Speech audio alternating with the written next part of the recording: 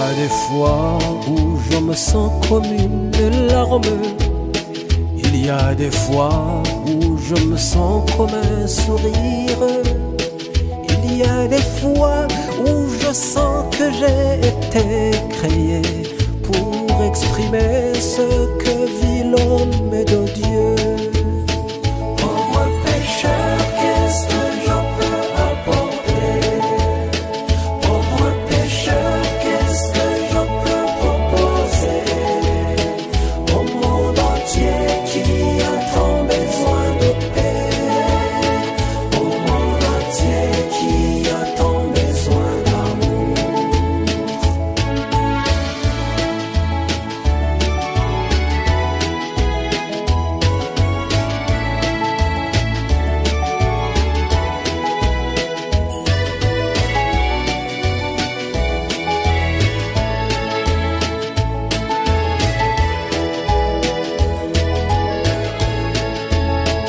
Je suis du Rwanda, mais je suis pour le monde.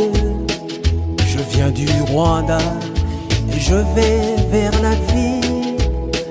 Je suis un homme, mais je marche vers Dieu. Amen. Pour moi, l'amour est le chemin le plus sûr. Pauvre pécheur, qu'est-ce que je peux apporter? Pauvre pécheur, qu'est-ce que je peux proposer au monde entier qui a tant besoin de paix, au monde entier qui a tant besoin d'amour.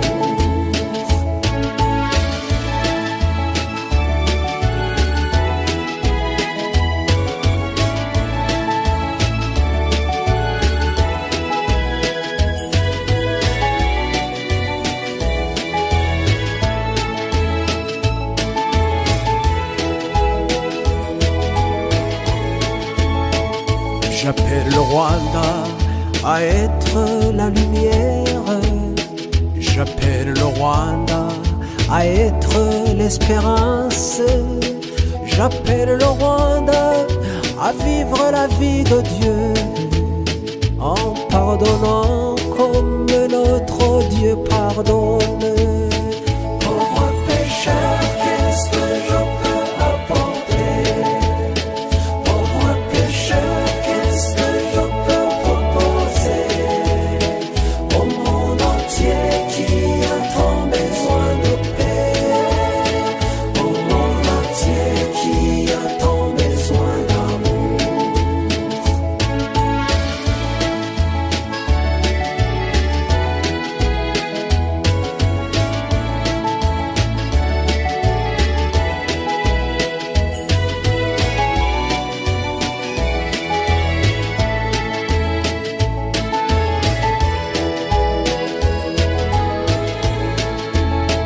Miséricorde, le chemin vers la vie. Miséricorde, la vérité de Dieu. Miséricorde, une grâce qui nous transforme. Miséricorde, retenons bien ce mot. Pauvre pécheur, qu'est-ce que je peux apporter? Pauvre pécheur, qu'est-ce que je peux proposer au monde entier qui a tant besoin de paix, au monde entier qui a tant besoin d'amour.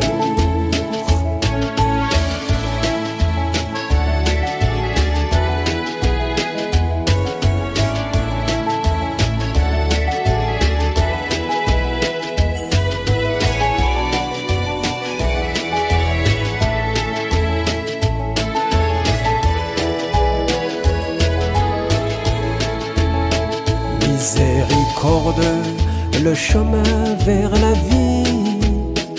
Miséricorde, la vérité de Dieu. Miséricorde, une grâce qui nous transforme.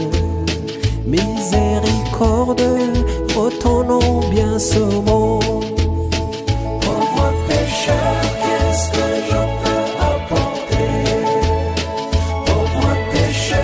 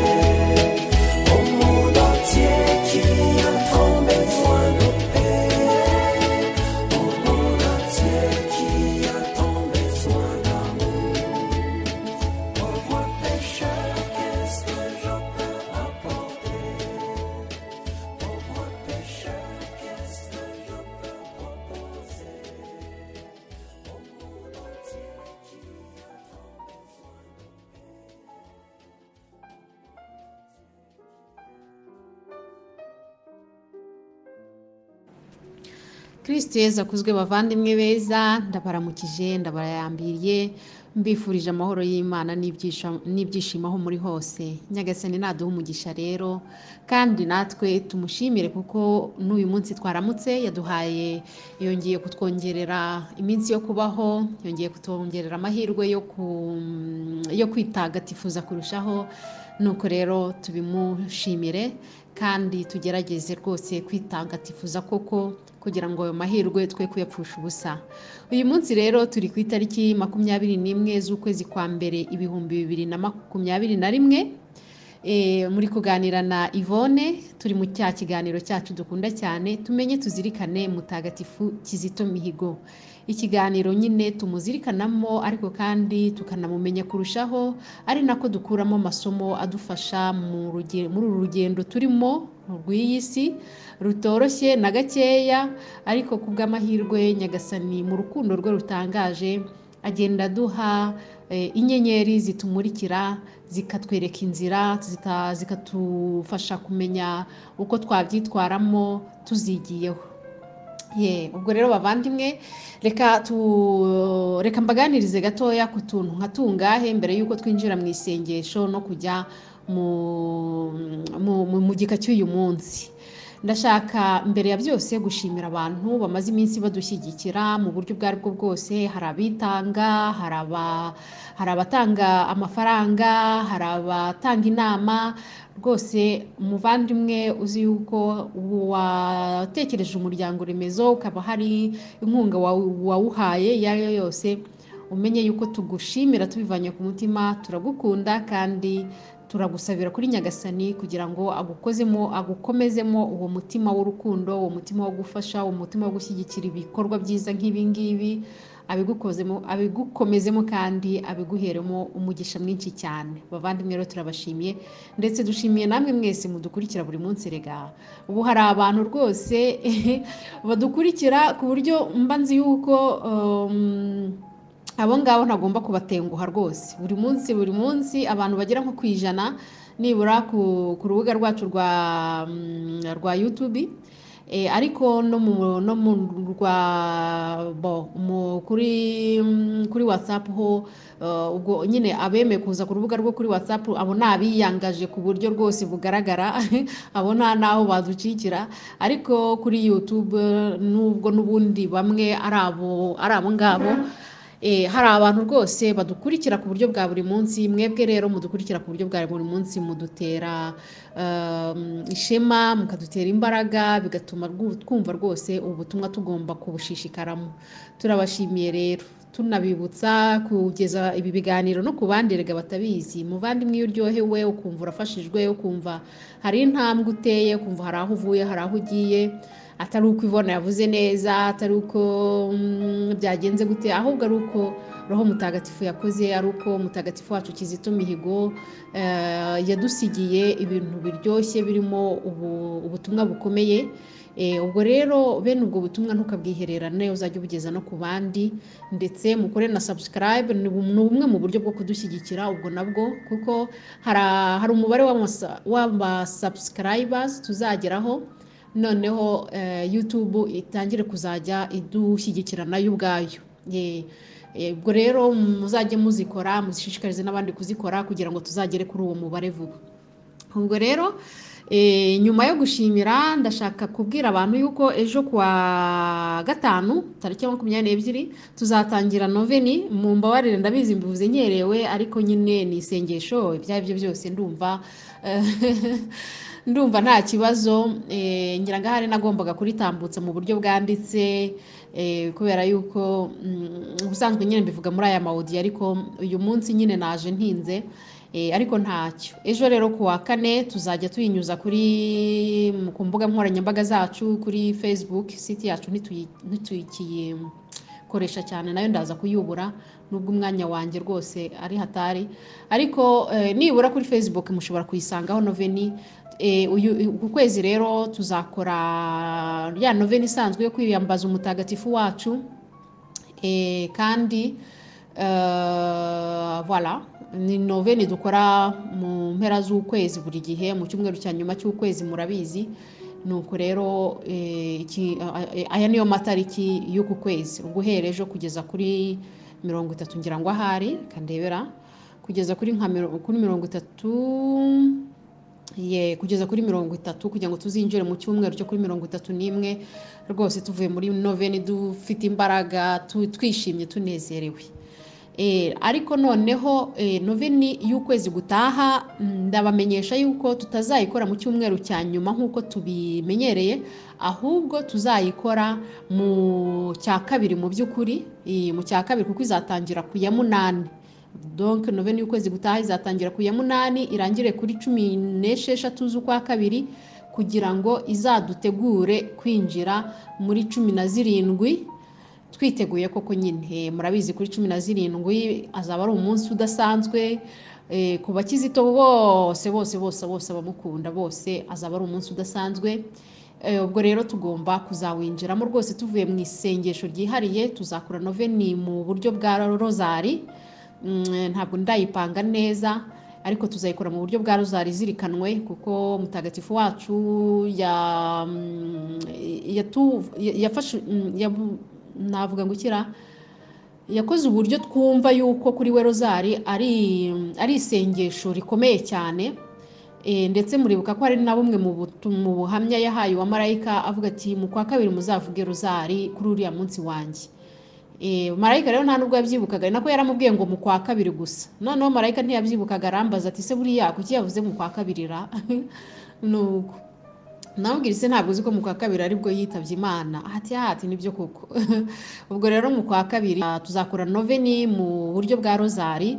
Nsinzi ukuntu nzayipanga, ariko burangiye kubyicaraho mbipange neza. Noveni rero yo mu kwa kabiri izaba idasanzwe, kubera yuko izaba idasanzwe, ibyo twabyumvise, ariko niyo yonyine tuzakora mu buryo bwa online nyayo, kuko tuzajya tuyikorera no kuri YouTube. Ntabwo ndamenya niba tuzajya tuyikora live cyangwa niba tuzajya dushyiraho amavideo, ariko ndifuza kuzajya nyishyira kuri YouTube kugira ngo rwose ahashoboka hose abantu babe bayisangaho, kuko ni noveni idasanzwe. Ndumva nzajya no kuyishishikariza abantu no ku yandi ma YouTube channel. Ndumva nshobora kuzabaza Padiri Nahimana cyangwa se no ku maradiyo amwe namwe, nkajya gusabayo rwose akaganiro kagufi yako, kugira ngo nsaba abantu kuzifatanya natwe muri iyi noveni, kuko azaba ari noveni idasanzwe. Nizagirangira rero hazajya hakurikiraho ubuhamya bw'ibikorwa mutagatifu wacu yakomeje gukora muri uyu mwaka. Yakoze byinshi cyane rwose. Ubwo rero ubwo buhamya tuzagenda tubunyuzaho hamwe na noveni. Noneho kuri uriya munsi wo kuri 17 tuzakora ikintu cy'igitaramo tugitegura.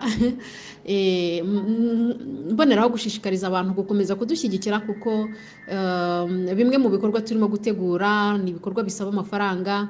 Ubwo rero badushyigikiye turabashimira, kuko amwe mu mafaranga twatangiye turimo dukoresha nayo abavandimwe rwose badushyigikiye muri iyi minsi batugejejeho. Namwe rero ndabashishikariza gukomeza kudushyigikira kugira ngo ibikorwa bikomeze. Ndumva rero iby'ingenzi mbibabwiye. Akanyuma nababwira mbere yo kwinjira mu isengesho ni ukubasaba ababyifuza kuduha amafoto yanyu, kubera yuko hari akaririmbo turimo dutegura ko kuzatura umutagatifu wacu. Tuzababwira amateka y'ako karirimbo, ko kaje ni akaririmbo koroshye cyane ariko karyoshye karyoshye rwose. Ubwo rero muduhaye amafoto yanyu twazakora, donc abantu bo mu muryango remezo mukaduha amafoto yanyu. Byaba byiza mwifotoje rwose ifoto mubumbye ibiganza mumeze nk'abarimo gusenga, kuko urumva ni agafoto kajyanye nyine no gusenga, aho dushimira umutagatifu wacu, ibintu nk'ibyo ngibyo. Ubwo mugiye muduha udufoto twanyu mwifashe nk'abarimo gusenga, byaba byiza cyane. Noneho tukazakora akavideo. Ntabwo tuzakora ibintu bihenze cyane rwose, ntabwo ari video tuzajyana muri bariya basanzwe babikora nyine mu buryo buhenze.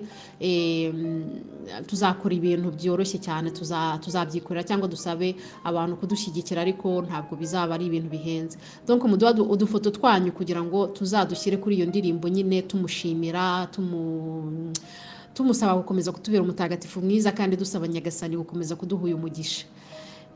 ubwo rero kandi mutugezeho ubuhamya bwanyu. Ndashimira cyane abantu batangiye kwibwiriza bakatuzanira ubuhamya nyine batekereza iriya tariki, bakatubwira bati iriya tariki muzantangira ubuhamya. Nawe rero niba ubufite utarabutugezaho ubutuzanire kugira ngo tuzabusangize abandi kuri uriya munsi, cyangwa se tuzabuherekezanye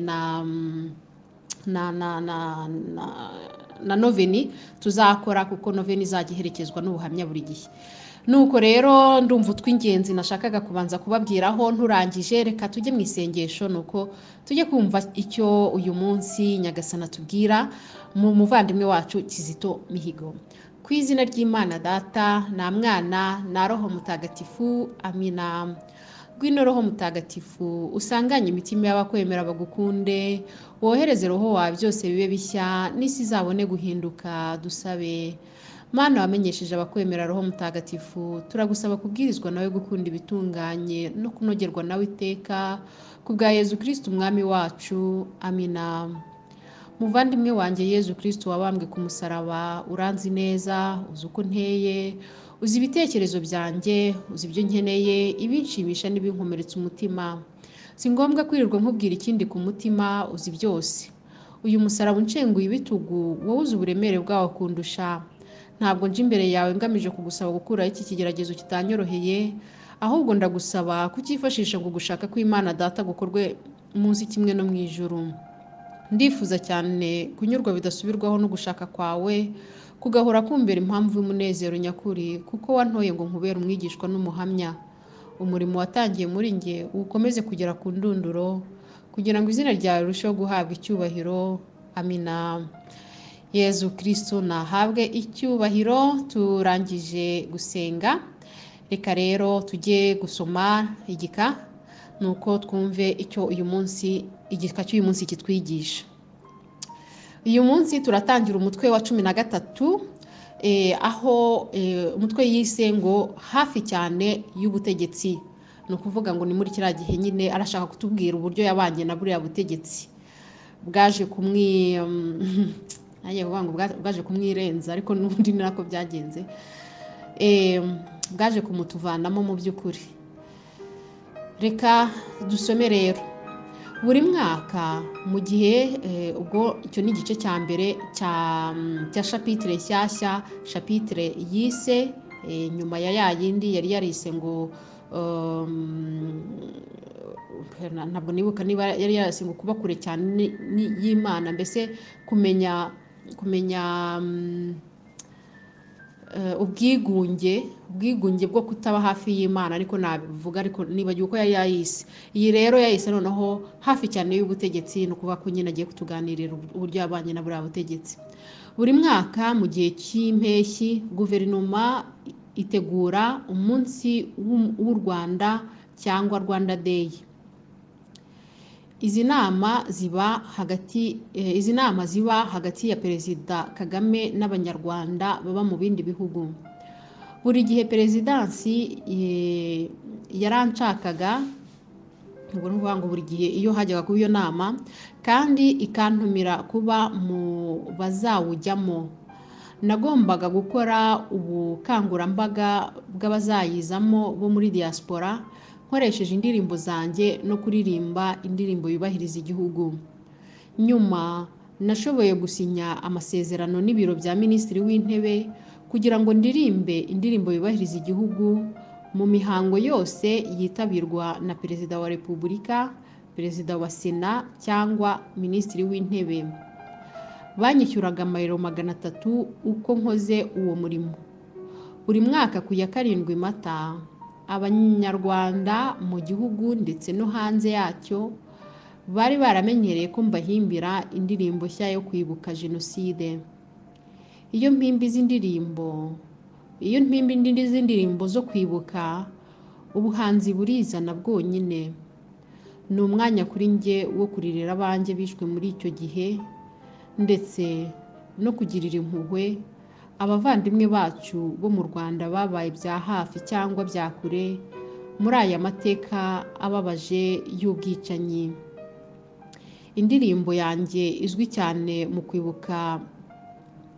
kwibuka ni twanze gutoberwa amateka yasohotse ku ya 7 Mata mu 2011. Kristo akuzwe rero bavandimwe, igika ahangaha kirangiriye. Reka rero turebe icyo iki gika kitwigisha. Njyewe kuri iki gika natinda cyane cyane kuri aya magambo nsomye ari aya nyuma. Ahangaha avuga ati ngo guhimba izi ndirimbo nyine zo kwibuka abanyarwanda bamenyereye ko abahimbira ngo kuri we ni umwanya wo kuririra abe bishwe muri icyo gihe, ngo ariko kandi ngo ni n'umwanya wo kugirira impuhwe abavandimwe bacu. Aho ngaho niho ngira ngo dutinde gatoya, ngo abavandimwe bacu bo mu Rwanda babaye bya hafi cyangwa bya kure muri aya mateka mabi y'ubwicanyi. Aha rero abavandimwe bacu ikurikiye abanjye bishwe muri icyo gihe, kandi abavandimwe bacu akaba ari babandi. Ni ukuvuga ngo amasomo ngira ngo hari azajya agaruka kenshi, kuko ni nabyo yakoraga, ni nabyo yitangiraga. Ni ukuvuga ngo amasomo ni yayandi, ni impuhwe, ni urukundo, mbese ni ubuvandimwe, kutagomerana. Ibyo byose rero tuzajya tubigarukaho kenshi, kuko bigomba rwose gutsindagirwa. Hari ukuntu umuntu yavuga ati ariko ibingibi mwana byigishijeho ubushize, ariko tumenyereye ko mu nyigisho za Kizito buri gihe uko tubyumvise dusanga ari bishya cyane cyane ko nibura ngewe uko meze, iyo mbyumvishe nk'iyi nshuro ya kangahe sinanazibara. Noneho ikibazo mpita nibaza ni harya muri za ntego twihaye zo kuvuga ngo dutere ikirenge muke ngewe ngezehe. Ni ukuvuga ngo ni umwanya mwiza kuri twebwe iyo inyigisho nk'izi ngizi zigarutse. Ni umwanya mwiza kuri twebwe zo kwibaza aho tugeze, tuzishyira mu bikorwa. Aho ntituzumva zikanyura mu gutwi zigahingukira mu kundi, nuko tugasigarana aho ngaho.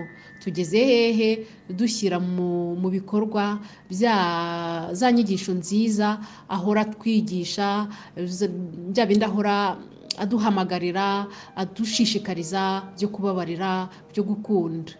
Ahangaha rero impamvu mvuga ntya ni uko abavandimwe bacu, aba bantu yitwa abavandimwe bacu, ni abangaba nyine. Ntabwo nako nibo mu by'ukuri, nibo ni abangaba bamuhekuye cyangwa se bagize uruhare mu byabaye muri jenoside, byatumye agira impamvu zo kurira muri ibi bihe. Ati muri ibi bihe iyo ngiye guhimba bene izi ndirimbo ni umwanya wo kuririra abanjye. Ariko ntabwo ndekera aho ngaho, ndenga no kurira, ndarira, kandi ni ngombwa. Ntekereza ko atariraga na rimwe mu mwaka, ahubwo buriya yariraga kenshi. Ariko ngo ni n'umwanya wo kugirira impuhwe, kugirira impuhwe ntabwo avuga ngo wo kugirira impuhwe ngo babandi cyangwa se ngo babicanyi cyangwa abavandimwe bacu. Ahangaha rero hakatwibutsa hahandi yabwiraga ba banyeshuri bamubazaga ibibazo bati se ubwo iyo ugira ibyago ukavuga ku mubyeyi wagize uruhare muri aya mahano wajyaga kubyitwaramo uti? Nuko akababwira ati uruhare rw'umwana muri ibi bihe ntabwo ari ukwihakana umubyeyi we, nawe rero ntabwo yihakana abavandimwe be. Kuko Kizito iki kintu cy'ubuvandimwe nababwiza ukuri rwose, nshyize ikiganza aho mushaka niyo haba ari ku muriro, ko ari ikintu yemeraga cyane kandi yabonaga muri buri wese. Kizito kuba uri umuntu birabihagije kugira ngo yumve ko uri umuvandimwe we. Ntabwo ajya kureba ngo se ngo umwicanyi, ngo se ngo ukora ibihe byaha buriya. Hoya, kuri Kizito mbere na mbere uri umwana w'Imana. Hanyuma rero kubera ko uri umwana w'Imana nawe akaba umwana w'Imana, ibyo bihita bikugira umuvandimwe we. Icyo waba uri cyo cyose, uko waba usa kose, aho waba ukomoka hose, mbese ibindi byose biza nyuma. Kuri we uri umuvandimwe we, kuko uri umuntu nawe akaba undi, kandi mukaba mukomoka ku Mana imwe, akaba ari Imana yabaremye. Niho hahandi mu magereza. Iryo somo yakundaga kuritsindagira cyane iyo yazengurukaga mu magereza. Yabwiraga abo bantu nyine yabaga yagiye gutaramira, akababwira ati erega twese turi abana b'Imana. Icyo nicyo cya mbere, kandi kubera ko turi abana b'Imana, ibyo bitugira utumana dutoya. Icyo ejo bundi nakigarutseho nanone. Icyo bitugira utumana dutoya kubera yuko gukomoka ku Mana ubwabyo biduha icyo kintu. Ibyo rero bisobanura yuko tugomba kumenya ko umuntu afite ako gaciro. Umuntu hejuru y'ubumuntu bwe ni akamana gatoya kuko akomoka kuri Nyagasani, akomoka ku Mana. Ibyo rero hejuru y'ibyo wowe waba warakoze, kuri ngewe uri umuvandimwe, kuri ngewe uri akamana gatoya, kuri ngewe uri umuntu, ibyo birahagije. Nkumva ngomba kugufungurira umutima wanjye, nkagukunda, nkakwinjizamo wese mu mutima wanjye, nkagukunda, nkakugirira impuhwe, maze waba warakoze n'ibyaha, nkaba uruhare rwanjye, umurimo wanjye ari ukugusindagiza, nkagufata ikiganza, nuko tugakorana urugendo rwo kubohoka.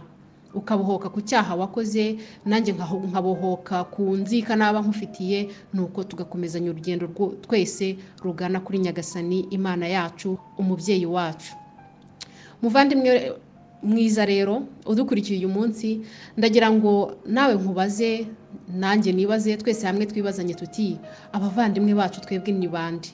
Aho ntituri ba bandi bavuga ngo yingo ngo umuvandimwe wanjye ngewe ngo nuwo twavukanye mu ndanga abandi simbazi.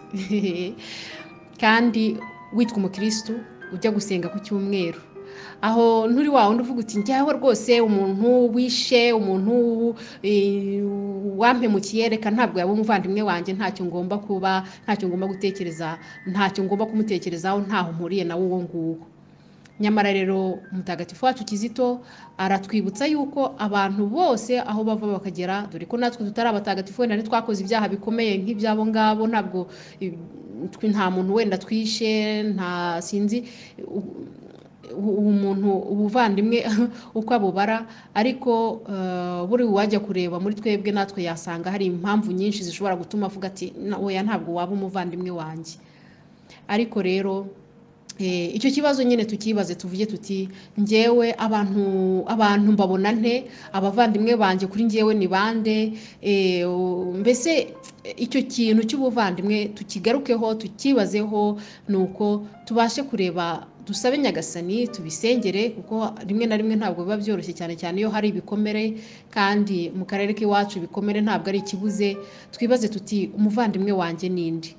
Umuvandimwe rero ni wa wundi ibyo ari byo byose muganira, mugasabana, yaterwa ukamutabara, yagira ikibazo ukamutabara nyine ukamufasha kugikemura. Mbese umuvandimwe ni wa wundi musangira ibiryoshye n'ibibishye, ibihiye n'ibidahiye, mbese umuvandimwe ni uwo nguwo. Nuko rero urebe ninde witeguye kuba wasangira nawe ibyo byose, uwo ninde? Mu baturanyi bawe harimo bangahe wasangiye? Bakabaye ari bose. Niba hari uwo wumva rwose hari iyo nzitizi, ugerageze urwo rukuta uruhirike, kuko niyo nzira turimo nyine, turimo kugerageza kwigana umutagatifu wacu kugira ngo tugane mbere.